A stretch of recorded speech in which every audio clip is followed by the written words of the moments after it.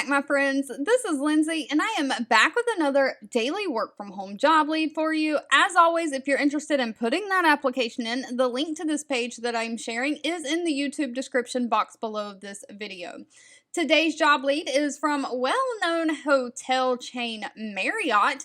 They are hiring a data entry clerk for their national group sales department. It does say this is a remote work from home based position. It is a part-time. They're looking for somebody to work the afternoon shift. So going into it, just make sure that that afternoon shift is good with you.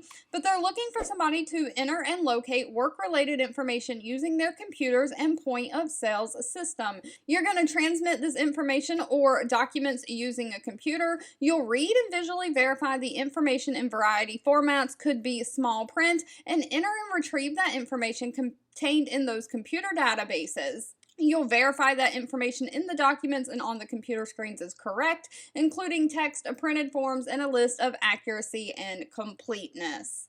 Now, they don't really list a whole lot of what they're looking for, so the good news is that they don't seem to require any kind of college degree. They're looking for someone who specifically can follow all company policies and procedures, someone who, if you have to speak with others, can use clear and professional language, so just good communication skills.